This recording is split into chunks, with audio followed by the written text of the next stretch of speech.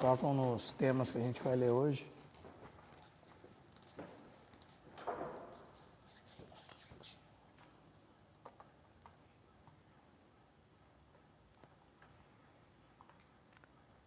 O primeiro salmo é o Salmo 90. Salmo de número 90. A oração de Moisés.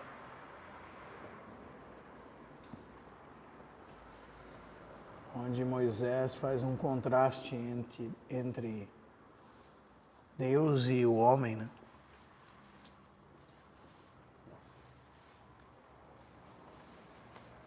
Salmo de número 90 diz assim: oração de Moisés, homem de Deus. Senhor, Tu tens sido o nosso refúgio de geração em geração. Antes que nascessem os montes e se formasse a terra e o mundo, de eternidade a eternidade Tu és Deus. Tu reduzes o homem ao pó e dizes: tornai filhos dos homens. Pois 1000 anos aos Teus olhos são como o dia de ontem que se foi e como a vigília da noite. Tu arrastas na tormenta, são como um sono, como a relva que floresce de madrugada. De madrugada viceja e floresce, à tarde murcha e seca. Pois somos consumidos pela Tua ira e pelo Teu furor conturbados. Diante de Ti puseste as nossas iniquidades e sob a luz do Teu rosto os nossos pecados ocultos. Pois todos os Teus dias, todos os nossos dias se passam na Tua ira, acabam-se os nossos anos como um breve pensamento. Os dias da nossa vida sobem a 70 anos ou, em havendo vigor, a 80. Neste caso, o melhor deles é canseira e enfado, porque tudo passa rapidamente e nós voamos. Quem conhece o poder da Tua ira e a Tua cólera, segundo o temor que Te é devido? Ensina-nos a contar os nossos dias, para que alcancemos coração sábio. Volta-te, Senhor, até quando? Tem compaixão dos Teus servos. Sacia-nos de manhã com a Tua benignidade, para que cantemos de júbilo e nos alegremos todos os nossos dias. Alegra-nos por tantos dias quanto nos tem afligido, por tantos anos quanto suportamos a adversidade. Aos Teus servos apareçam as Tuas obras, e aos Seus filhos a Tua glória. Seja sobre nós a graça do Senhor, nosso Deus. Confirma sobre nós as obras das Tuas mãos. Sim, confirma a obra das nossas mãos. Salmo 139 também.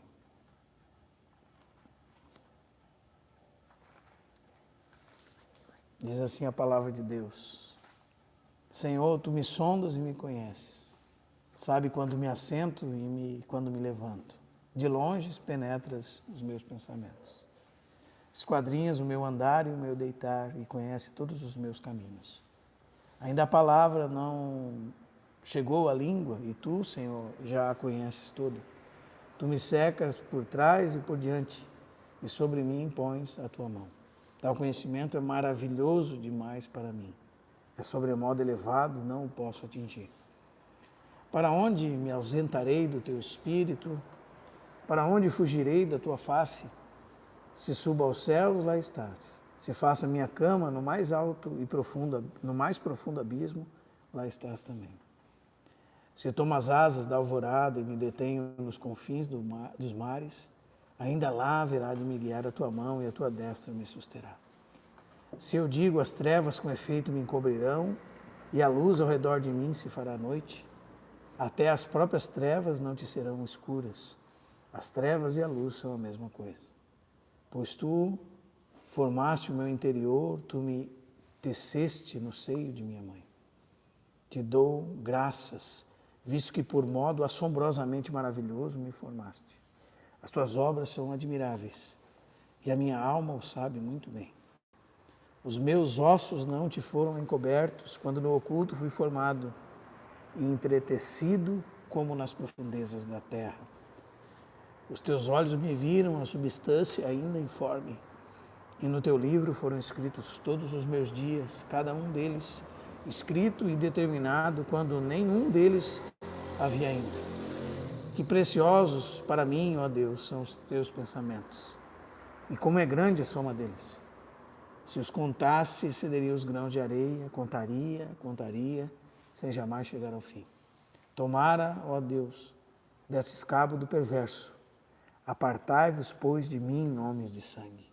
Eles se rebelaram insidiosamente contra mim, e como teus inimigos falam malícia. Não aborreço eu, Senhor, os que te aborrecem, e não abomino os que contra ti se levantam, aborreço-os com ódio consumado. Para mim são inimigos de fato. Sonda-me, ó Deus, e conhece o meu coração. Prova e conhece os meus pensamentos.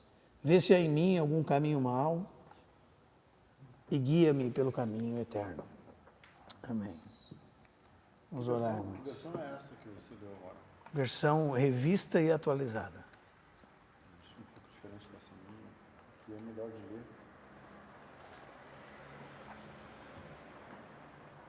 Corrigida, revisada, fiel ao texto original, traduzido em português, Sociedade Bíblica. Essa é a revista e corrigida, né? Elas são um pouquinho diferentes. Irmãos, nós estamos na página, os irmãos, do livro, na página 109. E vamos buscar cobrir o tempo até no máximo 1 hora, para os irmãos conseguirem ir cedo para casa. Então hoje nós vamos, a gente veio falando, né, sobre os atributos de Deus, né, algumas questões introdutórias sobre conhecer a Deus, que o homem conhece a Deus no seu íntimo, também na natureza pode haver certo conhecimento de Deus, na consciência humana, na imagem de Deus descrita nas pessoas também se pode ter conhecimento de que Deus existe. E nós tocamos em 2 atributos que nós chamamos de incomunicáveis. Falamos o que significa atributo, né? Que são aquilo que dá característica ao ser, como se você fosse em algum lugar e alguém pegasse um documento de identificação seu e olhasse sua fisionomia naquele documento e reconhecesse que era você que estava se apresentando ali por causa das características que tinha na foto que descrevia você e também tinha nos dados que dizia seu nome, nome do pai, nome da mãe, etc. Número de documentação. E poderíamos dizer que isso são atributos, coisas que descrevem um ser, descrevem uma pessoa. E incomunicáveis porque são coisas que Deus não comunica plenamente, né, com os seres humanos. Comunicáveis, existem meios da ciência, por exemplo, que fala de doenças transmissíveis, facilmente transmissíveis, e é chamado doenças comunicáveis por alguns cientistas, que são transmitidas entre as pessoas com facilidade. E incomunicáveis não são transmitíveis, não são transmissíveis, que Deus não reparte com ninguém. E o primeiro que nós falamos desses atributos foi aquilo que o livro chamou de independência e nós anotamos ali como aceidade, que a C fala de si mesmo, ou seja, Deus existe por si mesmo e não precisa de nada, nem de ninguém, nem é servido por nada, nem por ninguém. Hoje ainda ouvi algo sobre isso, alguém perguntando por que as pessoas morrem, como Deus é tão ruim que permite que as pessoas morram, né? A pessoa fazia a pergunta. E o teólogo explicava a resposta: Deus não precisa de ninguém, de nada e nem de ninguém. Ele dá a vida e ele tira, e não precisa dar explicações a ninguém, porque não precisa disso. É o que constitui ele como Deus, ele não precisa se explicar do que ele faz, né? É a arrogância do ser humano dizer que é sábio bastante para julgar as atitudes de Deus, né? Isso é pura arrogância humana, infelizmente. E, aliás, irmãos, essa questão de Deus ser independente de tudo que criou é um refúgio seguro, né? Porque tudo que criou é mutável, né? E Deus jamais muda, como nós vimos no próximo atributo que nós estudamos, que é a imutabilidade de Deus. Nós vimos que Deus não muda nem no seu ser, nem nos seus propósitos, nem nos seus atributos, nem nas suas promessas, que Ele permanece sempre o mesmo, né? E hoje nós chegamos então na questão da eternidade. E no nosso livro nós temos uma definição de eternidade. Ou da eternidade de Deus, né? Na página 109, é dito assim: a eternidade de Deus pode ser definida da seguinte forma. Isso é importante, irmãos. Sim, mas é normal.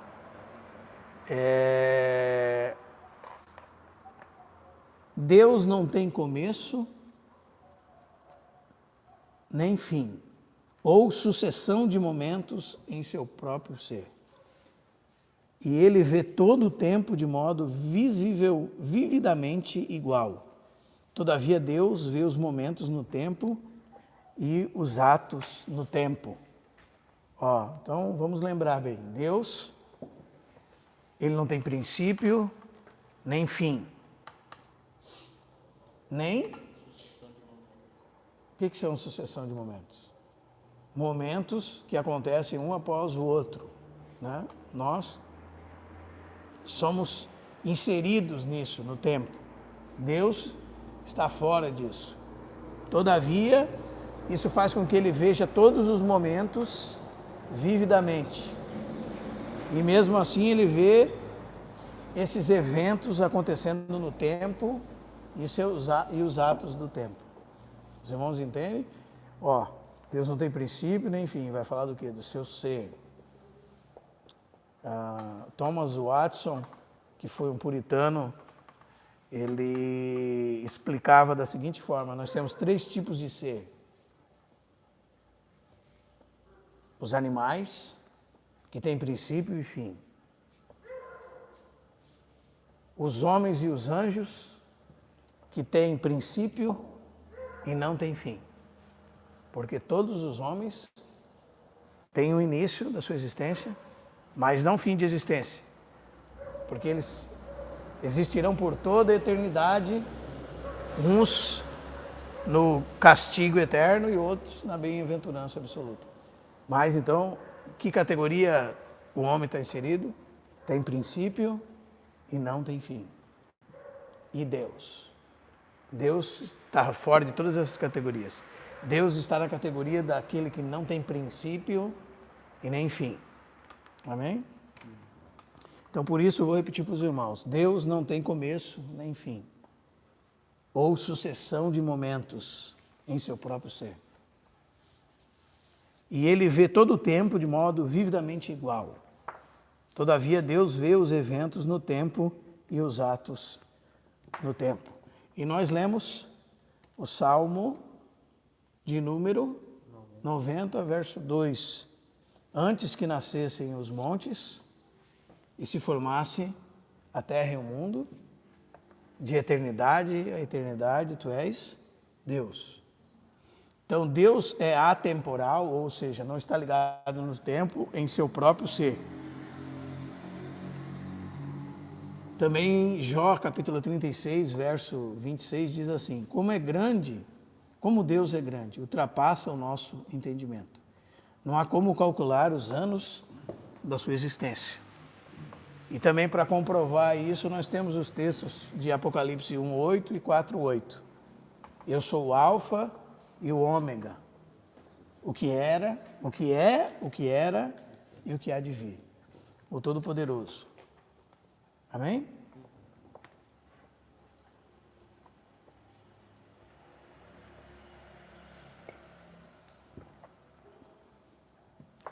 Então nós precisamos comparar isso com a criação, irmãos. Havia um ditado antigo que dizia que se existe alguma coisa antiga no mundo, são as montanhas. Né? É mais velho que uma montanha, viu? Um ditado antigo. O que esse salmo está dizendo? Que antes de que existissem as montanhas, era Deus.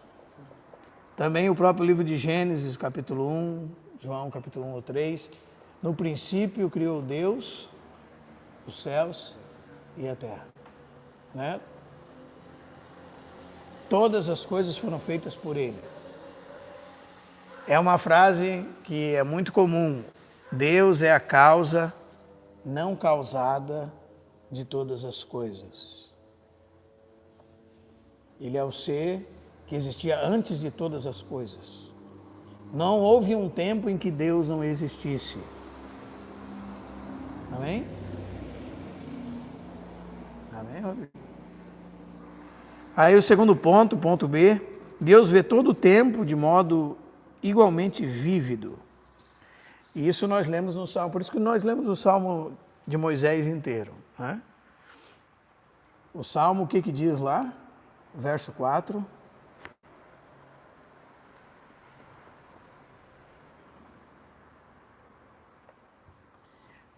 Pois 1000 anos aos teus olhos são como o dia de ontem, que se foi, e como a vigília da noite.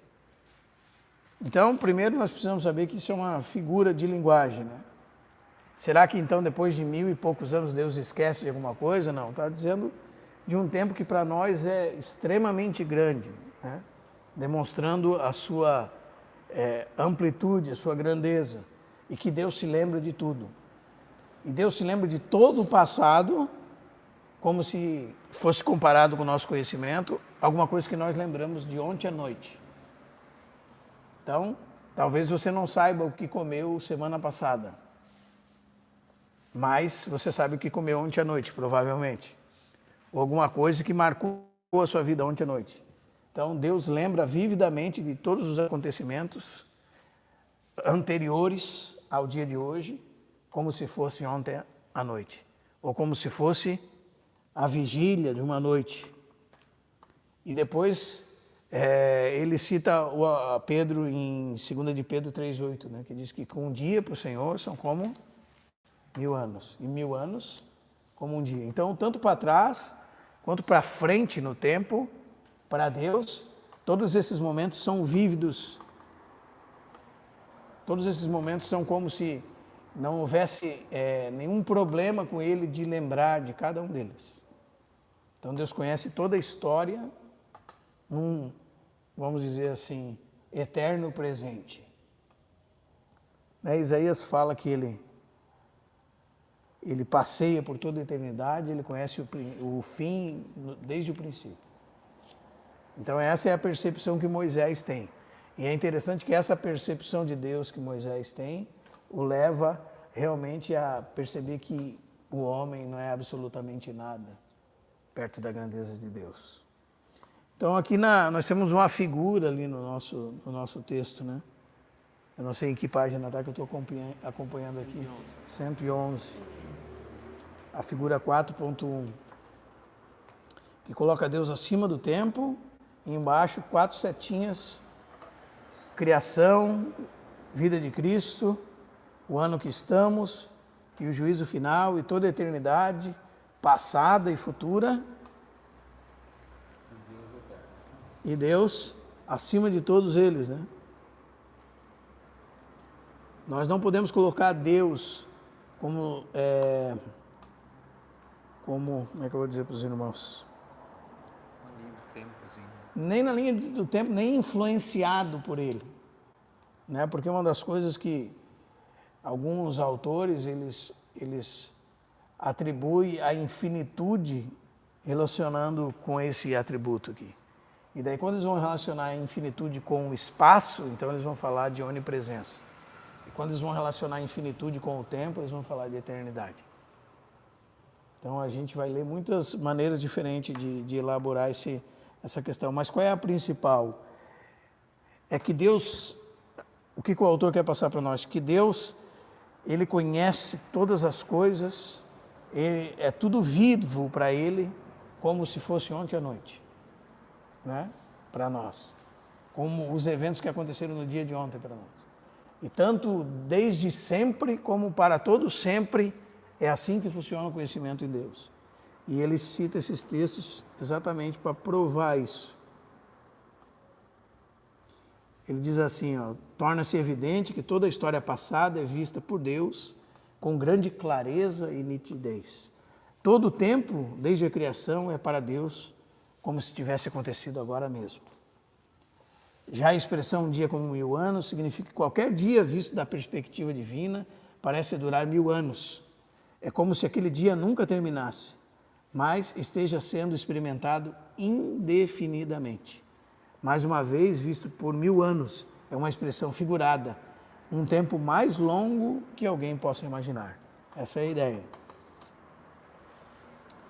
Então, daí o ponto C, Deus vê os eventos no tempo e age no tempo.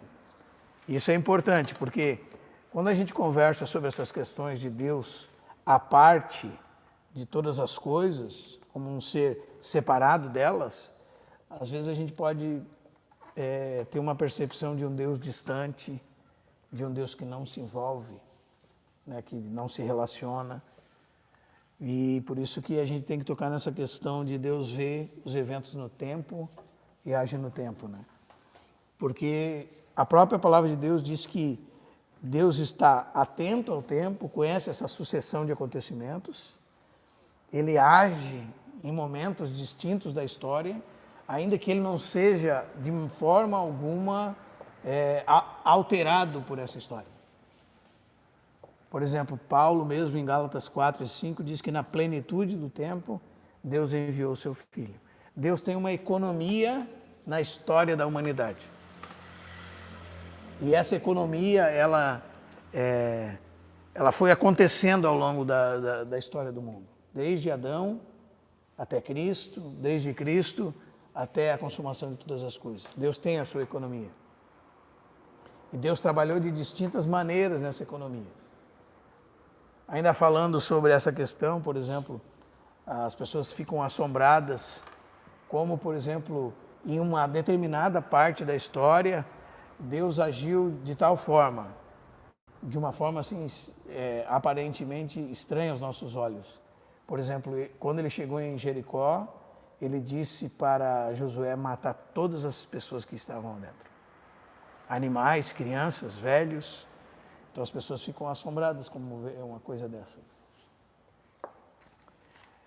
Mas quando a gente lê, por exemplo, Gênesis, a gente percebe que o povo só entraria na terra depois de 400 anos, depois que se completasse a plenitude do pecado dos amorreus, dos jebuseus, dos heteus e todo aquele povo daquela terra. Quando a completude da iniquidade dele chegasse ao máximo, então a terra seria dada aos filhos de Israel e aquelas nações deveriam ser exterminadas, como um juízo de Deus. Por que eu estou falando isso? Porque naquele momento da história, Deus era o governante supremo de uma nação que era Israel, e naquele momento da história, a mão de Josué e dos combatentes de Israel era a mão representativa de Deus, que estava dispensando a ira de Deus contra o pecado daquelas pessoas. Então, às vezes, a gente se assombra quando vê, por exemplo, que milhares de pessoas morreram naquele tempo, sob as mãos de Josué e outros homens. Como é que Deus permitiu tal coisa? Né? Às vezes a gente fica assustado com isso. Por quê que eu estou falando sobre isso? Porque esse Deus que projetou a história, que é imutável, que não é influenciado pelo tempo, ele tem o governo dele sobre o tempo, e como diz aqui, ele vê os eventos no tempo e ele age no tempo, sem ser influenciado por ele, sem ser alterado por ele. Amém? Então, o que eu estou dizendo? 400 anos antes, Deus viu aqueles homens e viu que se tornariam 400 anos depois. E sabia tudo sobre eles, do princípio ao fim. E sabia que havia chegado o momento do juízo sobre eles. E por que foi pelas mãos de Josué? Porque a gente fica impressionado, irmãos. Né? Porque naquela época, na economia divina, aqueles homens de Israel eram representantes de Deus, de um Deus que era soberano, sobre uma nação que tinha a autoridade delegada por ele para exercer o juízo dele. Os irmãos estão entendendo? Isso não acontece hoje, por exemplo. A igreja não tem essa prerrogativa na terra. Enquanto naquele tempo da economia de Deus, aqueles homens eram representantes dessa autoridade de Deus para trazer juízo de Deus sobre aquela terra. Hoje nós temos que amar os nossos inimigos, né? Fazer o bem aos que nos perseguem. Nós estamos em outro tempo na história do mundo, um tempo que Deus estabeleceu para a história do mundo, chamado tempo da igreja, era dos últimos dias. Os irmãos estão entendendo, irmãos? Veja a diferente maneira de Deus lidar com o tempo. Deus age no tempo. Os irmãos estão entendendo? O Senhor é o Senhor do tempo, né? Eu acho que até ele toca muito nisso aqui. Ele diz assim, por exemplo, nunca devemos pensar que Deus vê todos os eventos como acontecendo simultaneamente. Por que nós temos que falar isso? Porque quando nós falamos que Deus conhece 1000 anos para frente e para trás, todo o tempo, como se fosse um presente perfeito, nós podemos pensar que Deus não conhece o curso da história, né? Então, que há alguma confusão de conhecimento nele com respeito ao tempo. Não, ele é o Senhor do tempo. Então, nós nunca devemos pensar que Deus vê todos os eventos como acontecendo simultaneamente, ou que ele não saiba a diferença entre os eventos acontecidos 2000 anos antes de Cristo, época de Abraão, 1000 anos antes de Cristo, época de Davi, né? O tempo da morte de Cristo e o tempo que nós estamos vivendo agora e o tempo do fim do mundo. Deus conhece todos esses tempos. Se os irmãos quiserem ver isso, nós podemos abrir, por exemplo, em Atos, capítulo 1.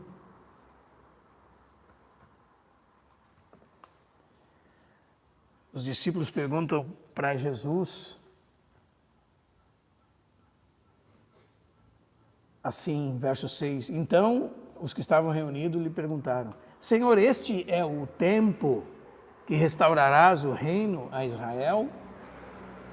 Aí o Senhor responde para eles, não vos compete conhecer tempos ou épocas que o Pai reservou pela sua exclusiva autoridade. Talvez os irmãos tenham um pouco de dificuldade com a palavra autoridade, né? Mas autoridade significa liberdade de escolher sem influência de nada, ou liberdade de decidir sem influência de nada. É alguém que tem essa prerrogativa, né? Não precisa consultar ninguém para decidir algo. Por isso que quando vocês ouvem que Jesus, ele ensinava como quem tem autoridade, não como os escribas, é que o ensino de Jesus era livre. Não havia influência de tradição no ensino de Jesus, não havia influência das questões relacionadas à história de Israel e das confusões das interpretações dos rabinos. Ele era livre, ele escolhia livremente, ele era capaz de fazer isso. Eles não, eles estavam presos ao tempo, eles estavam presos ao entendimento que tinham, eles estavam presos à tradição que Jesus dizia que eles eram condenáveis por isso. Por isso todos se admiravam com a autoridade de Jesus. Todos se admiravam com ele, porque ele tinha liberdade de tomar decisões e liberdade de fazer qualquer coisa que quisesse, porque ele era aquele que tinha toda a autoridade, né? Então, quando nós ouvimos falar disso relacionado ao tempo, Deus é assim, nós lemos lá atrás.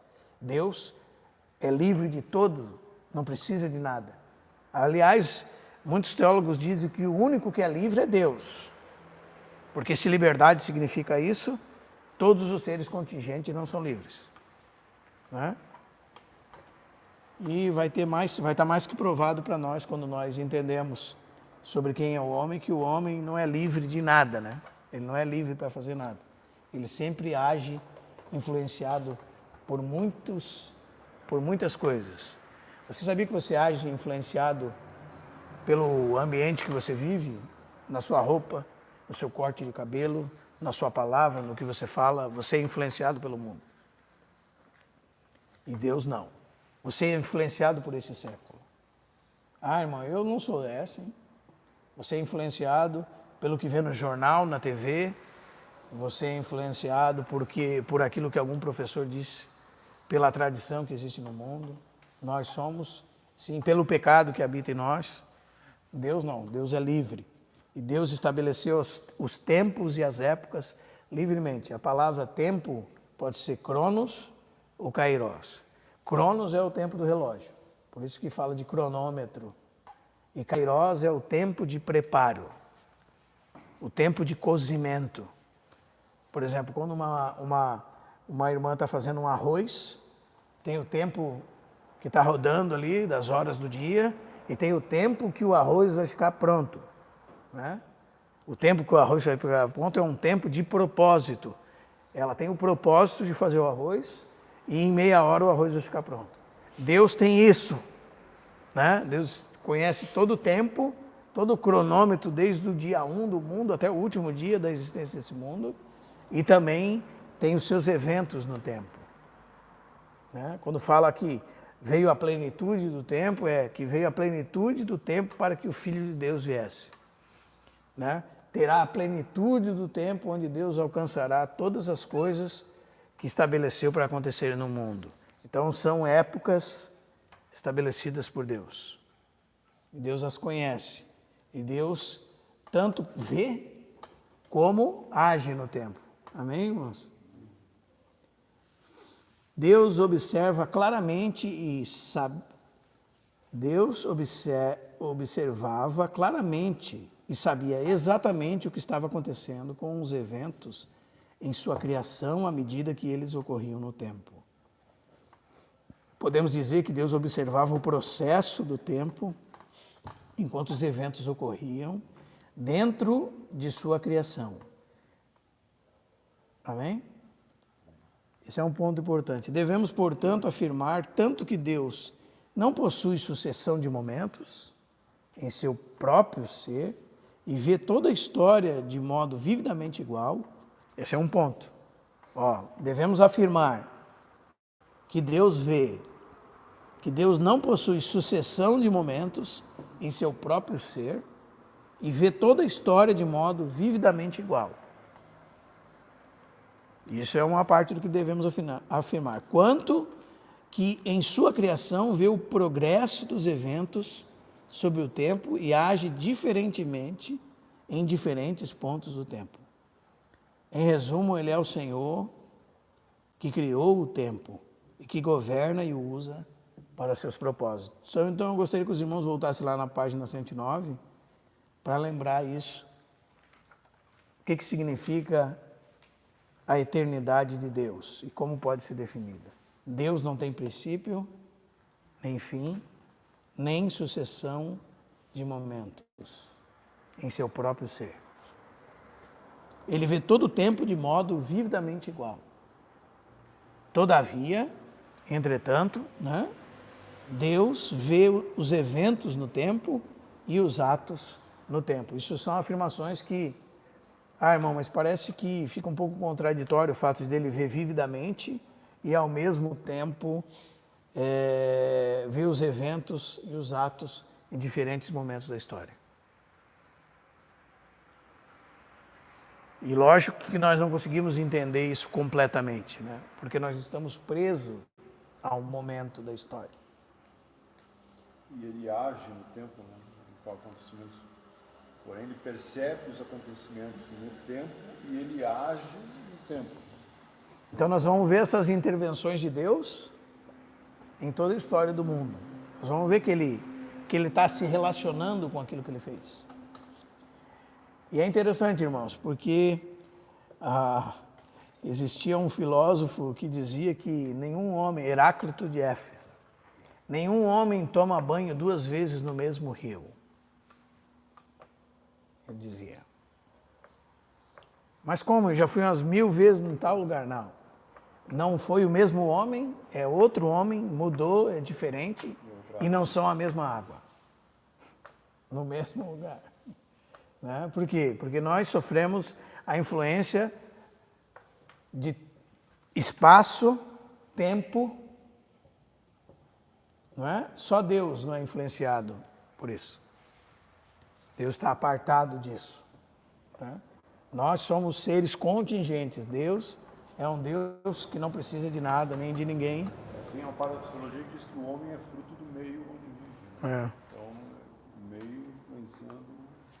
Exatamente. Então agora vamos só caminhar um pouquinho mais.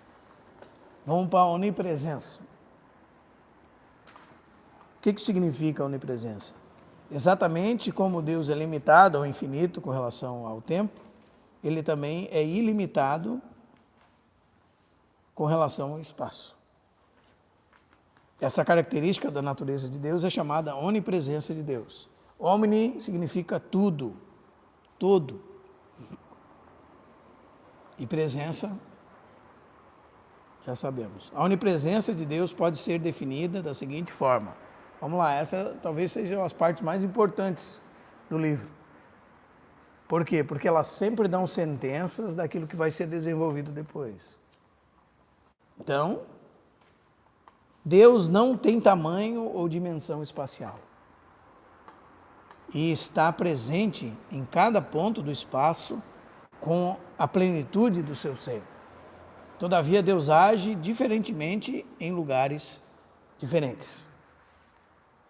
Amém? E há centenas de passagens bíblicas que demonstram isso. Né? Deuteronômio 10,14. Ao Senhor, o seu Deus, pertencem os céus e até os mais altos céus, a terra e tudo que nela existe. Né? Deus está presente em todo lugar. E esse texto de Jeremias é muito importante, né, irmãos? Ele fala por si só. Sou eu apenas um Deus de perto? Pergunta o Senhor. E não também um Deus de longe? Poderá alguém esconder-se sem que eu o veja? Pergunta o Senhor. Lembrei daquela música errada que diz, és Deus de perto e não de longe. Nada a ver com o texto. Não sou aquele que enche os céus e a terra? Pergunta o Senhor. Jeremias 23, 23 e 24. Deus está aqui repreendendo os profetas que pensam que suas palavras e pensamentos podem ser escondidos de Deus. Aí nós lemos esse salmo também, gostaria de que olhássemos novamente. Para onde poderei eu escapar do teu espírito? Para onde poderei fugir da tua presença? Se eu subo aos céus, lá estás. Se eu fizer a minha cama na sepultura, também lá estás. Se eu subir com as asas da alvorada e morar na extremidade do mar, mesmo ali a tua mão direita me guiará e me sustentará. Ou seja, não há nenhum lugar no universo, na terra, no mar, céu ou inferno, que a sepultura ali é Sheol, né? Nenhum lugar que nós possamos fugir da presença de Deus. Esse é um ponto muito importante, irmãos. Aliás, talvez esse atributo seja um dos que, se nós ficarmos pensando nele todos os dias, nós vamos ficar assustados. Porque a tendência humana, por causa do pecado, é ocultar-se para fazer o mal, né? Escondido da esposa, do filho, né? Do marido. E era algo que todos os profetas do Antigo Testamento e do Novo Testamento, os apóstolos, eles tinham uma coerência muito clara sobre isso. Não há como fugir de Deus, de maneira nenhuma, né? O próprio Elias, ele quando chamava para si a responsabilidade de ser um homem de Deus, ele dizia, eu sou um homem... Quando ele falava de Deus, melhor dizendo, ele dizia assim, o Deus em cuja a presença vivo. E aí essa expressão no hebraico significa diante da face estou. Lefne. significa na cara de Deus. Significa literalmente que tudo que o homem faz, faz na cara de Deus. Sabe o que quando você chega para um filho seu e diz assim, eu não acredito que tu teve coragem de fazer isso na minha frente, na minha cara. Não acredito que tu teve ousadia de fazer tal coisa na minha cara, na minha frente. Né? Que é uma expressão errada que a gente fala para os filhos. Porque se a gente sabe que eles são pecadores e nós somos pecadores, nada que eles façam de mal deveria nos surpreender, mas a gente tem essa dificuldade. Então, né, a gente diz, eu não acredito que tu fez isso, porque a gente não entende o que a Bíblia diz sobre o homem. Senão a gente talvez diria, não acredito que tu fez só isso, e não um pouco mais que isso. Né? Porque até se torna um pouco incoerente da nossa parte, quando a gente tem essas expressões que às vezes são históricas na nossa vida. A gente olha para o filho, aprontou uma coisa errada, não acredito que tu fez isso. E eu poderia dizer, se a gente conhecesse o que a Bíblia diz, a gente acreditaria que ele pode fazer isso. E muito mais que isso, né? Muito pior que isso. Deus está presente em todo lugar. Ponto B, Deus não possui dimensões espaciais. Por que é importante falar isso? Porque tem gente que pensa que Deus está dividido, um pedacinho de Deus em cada lugar. Né? E daí se cria uma dimensão de tamanho para Deus. Né? Mas infinitude é uma questão que não é dimensão métrica. É ser infinito, é ser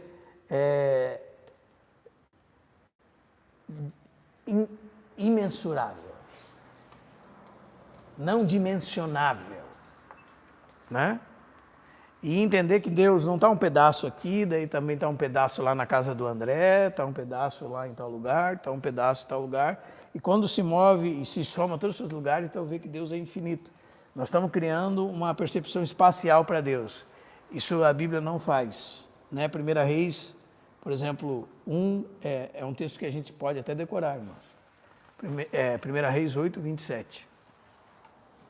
Quando Salomão fala assim na sua oração, né? Mas será possível que Deus habite na terra? Os céus, mesmo os mais altos céus, não podem conter-se. Muito menos esse templo que construí. Os céus mesmo, os mais altos céus não podem conter Deus. De fato, ele não pode ser encerrado pelo maior espaço imaginável. Amém? Então nós devemos guardar nos guardar contra esse pensamento de que Deus pode se estender em direções e tamanho e tal. Deus é infinito. Não só em tempo, mas também em espaço. E quando eu falo espaço, estou falando de dimensão, de tamanho. Amém?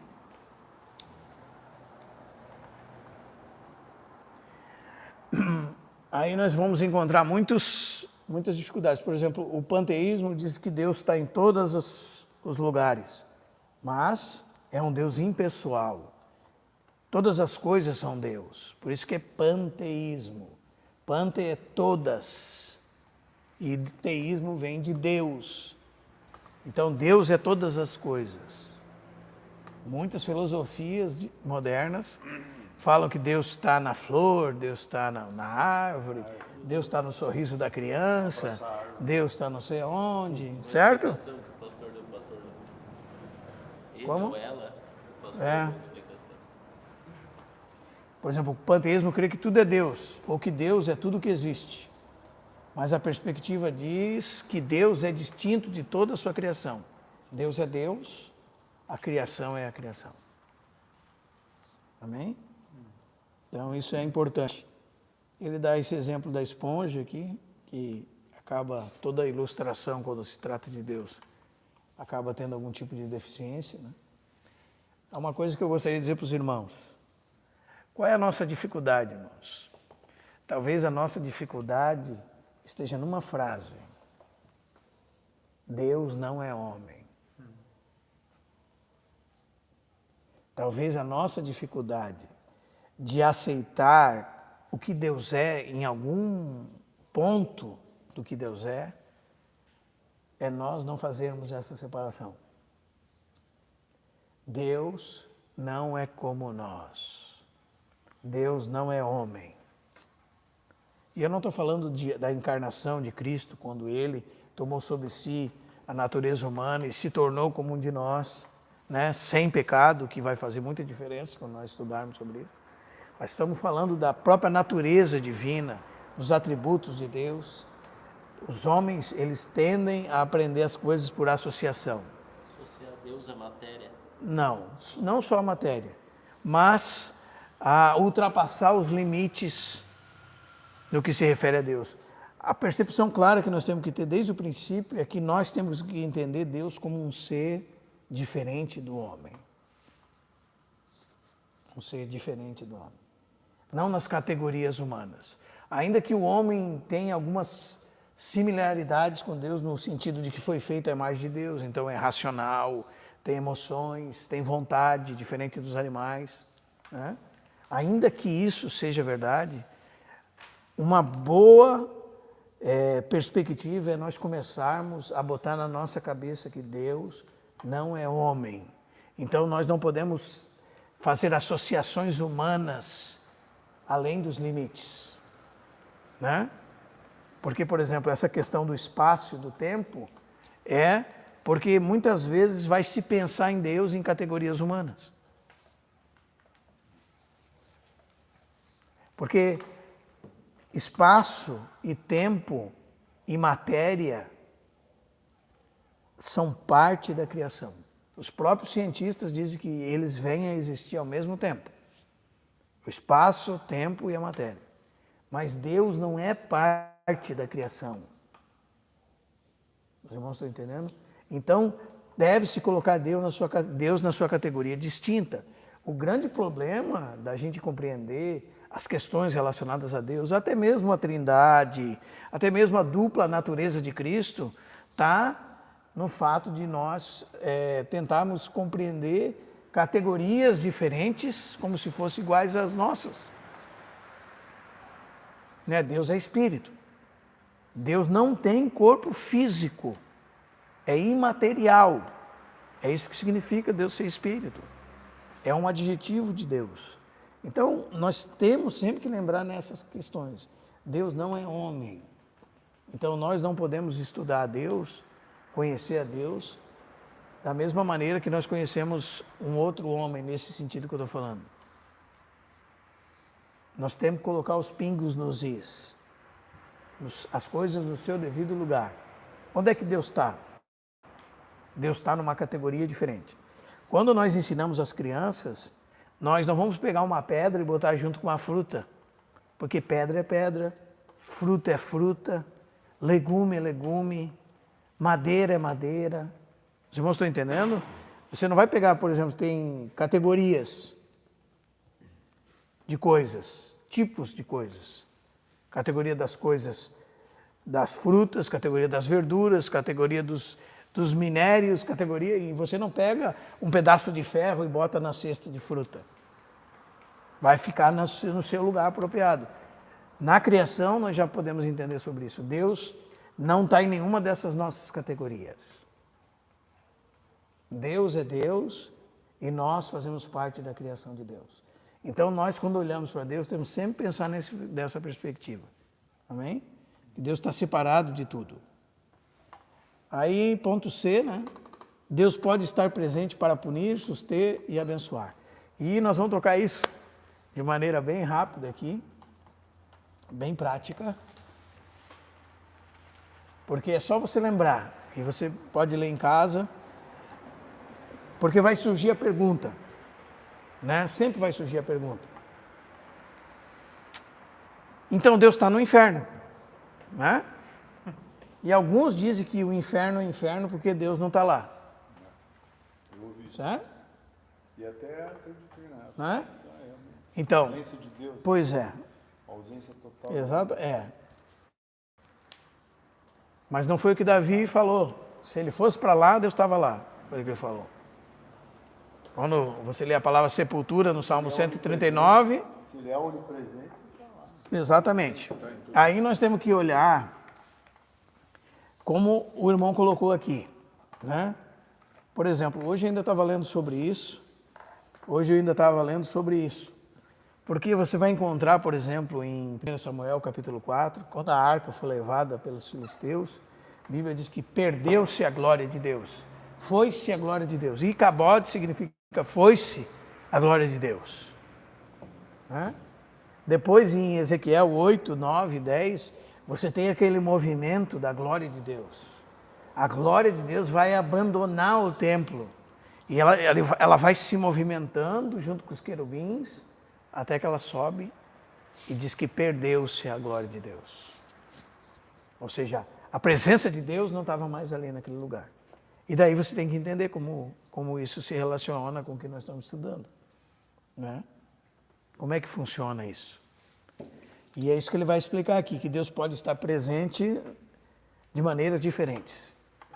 Deus pode estar presente para punir, suster ou abençoar. Como é que Deus está presente no inferno? Para punir. Certo? Eu pensando sobre isso, lembrava de um texto de 1 de Pedro, capítulo 3, que fala da língua. Verso 9, diz assim: não pagando mal por mal, nem injúria por injúria, antes, pelo contrário, bem dizendo, e fala, para isto fosse chamados, a fim de receber bênção por herança. E ele diz, pois quem quer amar a vida e ver dias felizes, ele diz, pratique o que é bom, busque a paz e empenhe-se por alcançá-la. Daí ele diz, por que ele está falando aquilo? E ele diz assim, aí você percebe que existe a presença de Deus em todos os lugares, mas de uma ou de outra maneira. Ou para abençoar, ou para se contrapor. E daí ele fala assim, porque os olhos do Senhor estão sobre os justos. Aí o que você esperava ouvir aqui era o seguinte, no resto do verso. Mas os olhos do Senhor não estão com aqueles que praticam os males. Seria o lógico, os olhos do Senhor estão sobre os justos, não estão sobre os injustos. Né? Diz, os ouvidos do Senhor estão atentos a ouvir as suas súplicas. Mas não é o que ele diz. Sobre os injustos ele diz, o rosto do Senhor está contra os que praticam males. Então, ele está presente ou não está presente? O camarada está fazendo mal e o Senhor está em força contra ele. Os irmãos estão entendendo, irmãos? A presença de Deus está ali ou não está? Teria que o texto dizer outra coisa, caso a presença de Deus não estivesse ali. Não é? Teria que dizer que Deus está com o justo e Deus abandonou o injusto. Quando a Bíblia fala que Deus abandonou, muitas vezes, por exemplo, Romanos capítulo 1 fala isso. Aí você entende, por exemplo, que uma das coisas que faz com que os homens neguem a existência de Deus é uma questão moral. O que significa isso? Deus é a pedra no sapato deles. Eles fazem as coisas na cara de Deus. E eles sabem que Deus existe. Certo? Não só que ele existe, mas que há uma sentença condenatória contra eles. Porque Romanos 1,32 diz assim, conhecendo eles a sentença de Deus, são os ímpios, que são passíveis de morte os que tais coisas praticam, diz, eles não somente fazem, mas também aprovam os que fazem igual a eles. Ou seja, eles conhecem que Deus existe, mas eles precisam tirar Deus de cena, por causa que Deus é a pedra do sapato deles. Esse é o ponto. Amém, irmãos? Esse é um ponto que nós devemos ter bem claro, nós devemos ensinar nossos filhos. Amém? Ele cita o texto de Amós, né? Então, nós temos o Deus para condenar, daí você vai ter esse texto de Amós ali para exemplificar, e o próprio inferno, para exemplificar isso. Nós temos Deus presente para suster, ou seja, ele está em todos os lugares, sustenta todas as coisas, como diz de Cristo em Colossenses 1,17, Hebreus 1,3, né, que ele é antes de todas as coisas, nele tudo subsiste. Os cientistas falam que existe algo que mantém todas as coisas juntas. Eles dão um nome até para isso. E, segundo a Bíblia, um dia essa coisa será tirada. Será tirada no sentido que será tirada a mão que sustenta. Quando isso acontecer, as coisas se desintegrarão. Né? Então, Será abalado. como a gente leu em 2 de Pedro, capítulo 3, né? Se desfarão. Significa se desintegrarão. Porque Deus está presente para suster. Quem é que sustenta a vida de um ímpio, irmão? A respiração dele, o batimento cardíaco dele, que mantém a vida dele funcionando. Quem é? Deus. A presença de Deus em todos os lugares para suster, para sustentar todas as coisas. Né? Mas não somente isso, nós temos aí que você vai entender quando a Bíblia fala que Deus estava presente, então foi-se a presença de Deus. Se foi a presença do Senhor. É esse terceiro ponto, para abençoar. Né? Quando você vê que Deus estava no templo, a presença dele estava ali para abençoar-nos. Para ser favorável a eles. E é desse sentido que Pedro está dizendo, não pratiquem o mal, façam o que é bom, vocês foram chamados para falar bem, não para caluniar. Busquem a paz, empenham-se por alcançá-la, porque os olhos do Senhor estão sobre os justos. Seus ouvidos atentos para ouvir as suas súplicas. Também Isaías 52 diz que os nossos pecados, nossas iniquidades fazem o quê? Separação entre nós e o nosso Deus. Que tipo de separação é essa? Nessa perspectiva de presença para abençoar, para trazer bênção. Né? Nessa perspectiva. Então, nós precisamos sempre lembrar da presença de Deus nesses três aspectos. Para punir, para sustentar e para abençoar. Irmãos, esse Herman Bavinski, ele tem 4 volumes chamados, é uma fortuna esses livros até, chamado Compêndio de Teologia Reformada.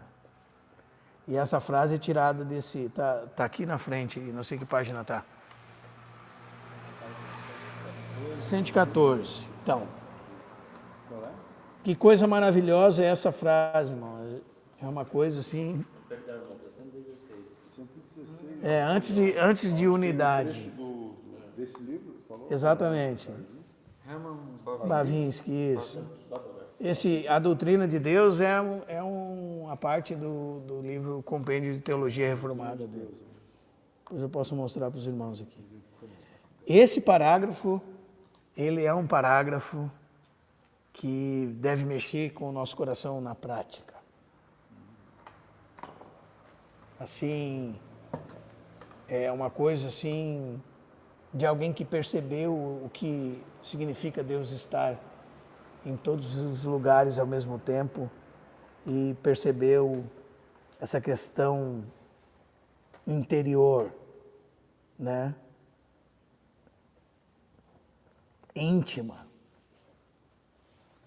Quando você deseja fazer alguma coisa má, você se retira do lugar público para a sua casa, onde nenhum inimigo possa vê-lo. Você se afasta dos lugares de sua casa, que são abertos e visíveis aos olhos dos homens, para se esconder no seu quarto. Mesmo em seu quarto, você teme algumas testemunhas de outro lugar. Você se retira para o seu coração. Então ele vai fazendo essa, né, de um lugar público para a sua casa, para um lugar privado dentro da sua casa, E ainda assim, se você tiver medo de muitas testemunhas, então você vai guardar aquela coisa má dentro do seu coração. Vai cozinhar ela dentro do seu coração, né?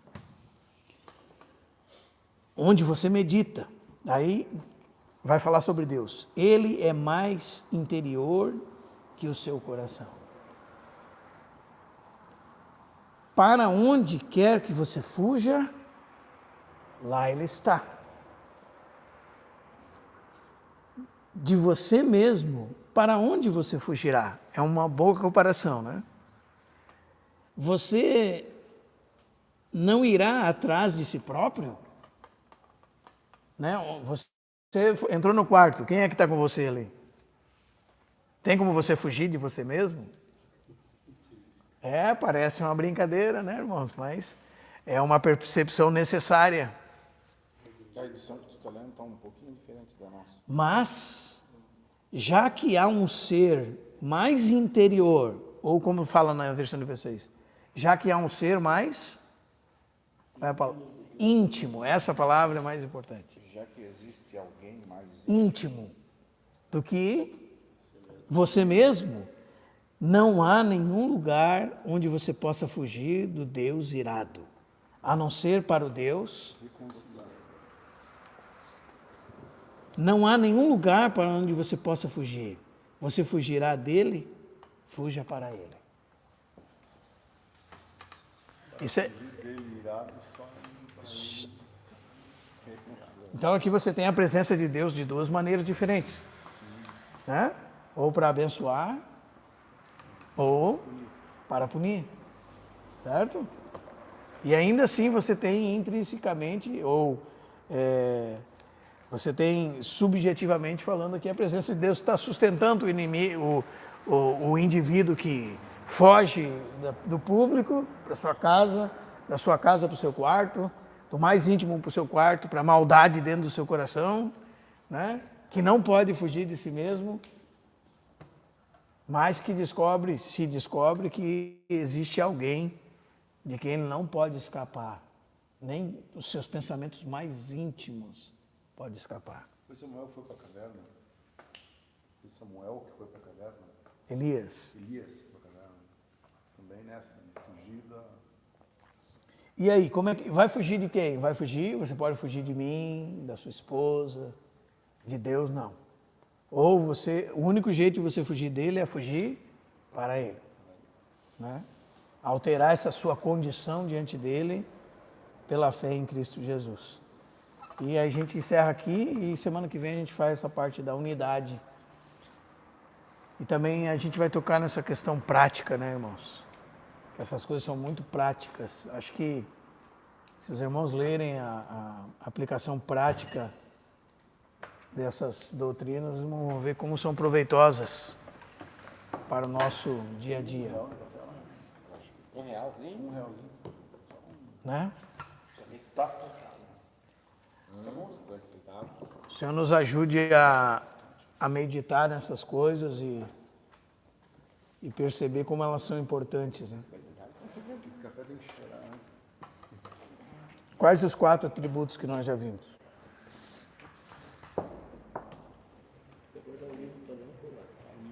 Onipotência, onipresença, onisciência. Vai lá, eu vou falar. Vou encerrar aqui.